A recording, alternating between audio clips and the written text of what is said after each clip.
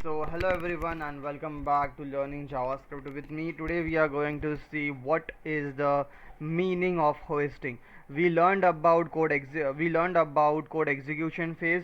We learned about the what we can say. We learned about the simple meaning of how JavaScript works behind the scene. We learned about call stacks. Today we are going to see hoisting. What is hoisting in JavaScript? And it is the frequently most asked question in JavaScript interviews. Okay, so let's do that first. So for that I will create one more thing which will be like it's gonna say, can I duplicate this? Can I copy this and paste this over here, which is this one, and can I create one more thing? It's going to be hoisting. Hoisting, and this will have the app, which is this one, and this will have the index.html, and over here I will just rename it to hoisting. Okay. Did Let's do that. Let's wait for the JavaScript console to work. Here you go. Okay, let's go over here, hoisting this one, and console server started. Let's wait. Yeah, so this is running. Okay, so what is hoisting? See, hoisting is nothing. It is not like a genuine topic, or it is not introduced in JavaScript or ECMAScript. It is introduced by the developers who created that, and they named it as hoisting. Over here, see, if I search what is hoisting in JavaScript, if I search this, I will get to see back in JavaScript, hoisting refers to the built-in behavior of the language which the declaration of the script moved in top of their scope. Okay, this is this is not the genuinely topic, or we can say this is not introduced by JavaScript or ECMAScript, as you can see. But the MDN is also saying that JavaScript hoisting refers to the process where the interpreter appears. It is not saying it is doing that. It is saying the interpreter appears to move to the declarations of the functions or the top of the value. So what is it saying? Let me tell you. But behind the scene, it doesn't work like that. Okay, behind the scenes, it doesn't work like that. It works very much simple to the execution phase and the this phases. So let's duplicate this. We got this. Let's duplicate this. This is the global execution phase. We have the memory execution phase. Then we have got the code execution phase. Over here I will say the code execution phase, the memory execution phase. Okay, all right. Okay, so what is happening over here? Let's do this, let's do this, let's do this, let's do this. Okay, so let's start working. So let's create a variable. Let's create a variable using var. Now why var? See, const and let are not allowed to be scoped. Okay, and function function expressions are also not allowed. Okay, do I have any change comments font? Change case, no, better comments. No, not better comments, don't need that.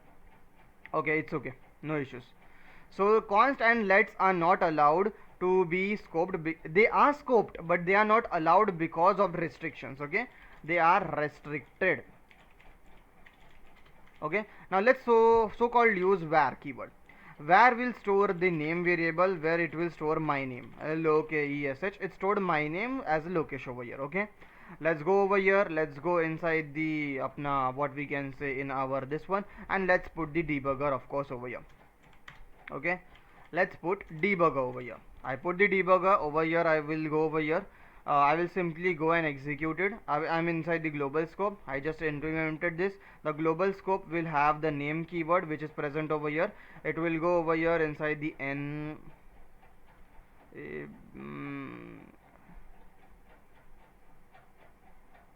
Yeah, so as you can see inside the global scope we have this name variable which is present over here. Now what did it do over here?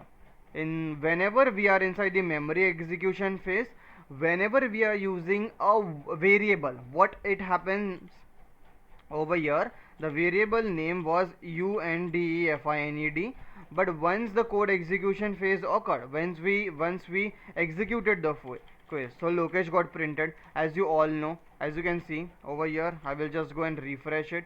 As you all know, I will just go and step one step forward. So inside the variable, everything you can see, the name is location over here. It moved onto the scope, and therefore it printed again the local scope. And this is how it works, right? This is how execution memory works. So we can use this variable. Now I will disable the debugger, and we can use this name variable before over here. So if I print console.log, and if I print name over here, I will get the desired output. As name over here. Why am I not getting that?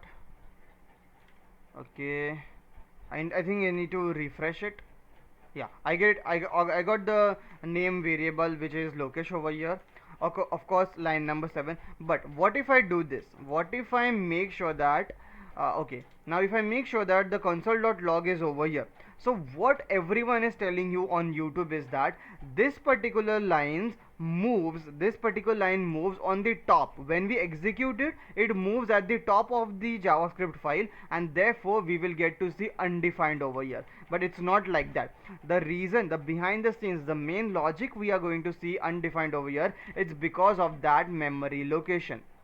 It's because of this memory location, because when we are in the memory execution phase, the name is actually terminated to undefined, and that's the reason we will not get any error that the name variable is not defined. It is not giving an error. It will just give us the error which is saying that it is undefined. So as you can see, if I refresh the page, I will get to see 7 number over here as well, because we are using undefined over here. Okay, if I use const over here, it will give me reference cannot name before initializing. We cannot use initializing before that. That's the reason. But if I talk about the name keyword, then it will give me the location keyword, because it is pretending to be at the top of the word, but it is not actually like how it is. So let me tell you the debugger. Let's run the debugger. So inside the global, let's go deep down. As you can see, the name is executed because we are at the this phase, what we can say, execution phase. Then if I do top, then the global value also has the variable which is over here, the name keyword, or we can say the console.log is getting printed over here. So this is how the hoisting works over here. This is how the hoisting works inside JavaScript functions as well. Okay, so but in this case, if I use let, I will get the error over here saying that you cannot use before initializing. Uncaught error, cannot use name before initializing, because we are initializing that over here. But if we talk about var is a global scope, or we can say function scope variable. That's the reason we can use the var keyword over here directly. This is how it works. Okay, similarly we can go and check it out in that as well, inside some other variable. As you can see, hoisting in JavaScript. If I see over here, hoisting in JavaScript, or we can say JavaScript info, we can use. See, JavaScript info. If I use JavaScript info, JavaScript tutorial.net, for some reason I was not able to get that. See, introduction to JavaScript hosting. When the JavaScript engine executes the JavaScript code, it creates the global execution context, as I have already discussed. Inside the global execution context, we have two constraints. We have two context. One is the memory execution, and the second one is the code execution. So the creation, which is called as the memory execution, and the execution is called as the code. During the creation phase, the JavaScript engine moves the variable and the function declaration to the top of your code, and this is known as hoisting in JavaScript. This is known everywhere. So if I counter this, variable hoisting means the JavaScript engine moves the variable declaration to the top of the JavaScript. For example, the following code declares the counter variable which is initialized to value 1. In this example, if you console.log the counter, it will show you undefined. Okay, if you do this, so it will show you undefined. Okay, it will give you undefined. As you can see, it gave me undefined over here because I am using this particular counter variable, and because it was inside the memory allocation phase, it turned into undefined. If it was below it, if I just copy this and if I do this, and if it was below it, it will show undefined. It will also show this one. If I do anything, it will do undefined and it will say this one. So this is how the memory allocation works inside the JavaScript. Okay, however, the first line of the code does not occurs any error. The reason because the JavaScript engine moves a variable at the top. During the creation phase, the global execution phase, after creating the variable, we got the value, and this is how you do. Dekho, there are two types of variable hosting. There are two types of hosting. There are variable hosting and function hosting. Okay, there are two type of hosting. Variable hosting is there, function hosting is there. There are two type of hosting available. So if I talk about the function hosting, what it is, let's do that also. So I create a function. There are two types of function as well. Function declaration, DECLARA declaration, function expressions. It is restricted. How const and let is restricted over here? Restricted. Likewise, over here function is also restricted, or function expressions are restricted. So I will say example function my name, and I will just create a console.log. I will say my name is Lokesh. Okay, I created this one. Okay, now if I want to access this, let's access this over here. Let's off this, or we can say we will use multi-line comment, which will be easy, which is this.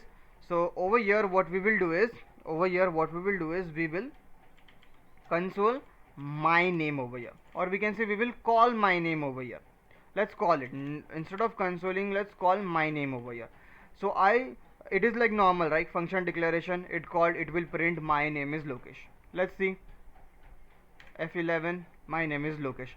But if I want to call this above, and if I don't want to call this, what it will do is, as you know, functions or function declaration is also some kind of variable that is inside the memory allocation.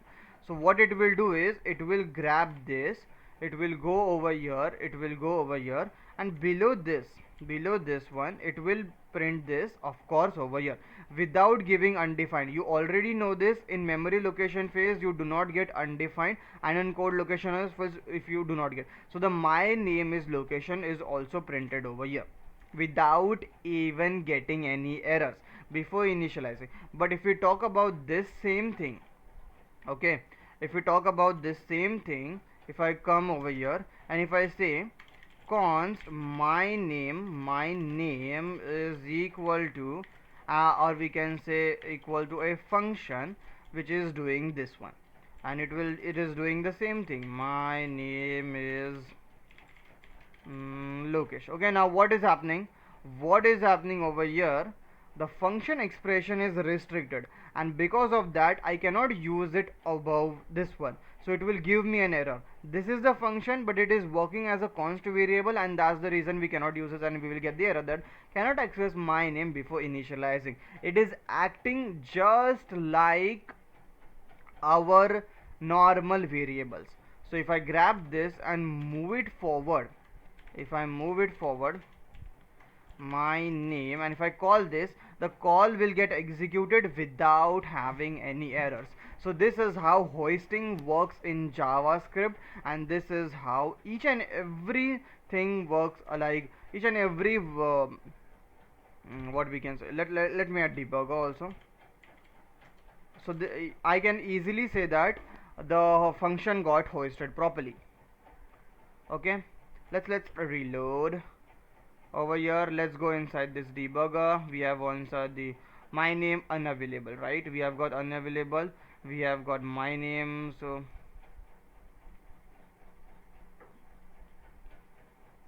my name, which is going to be the name variable, but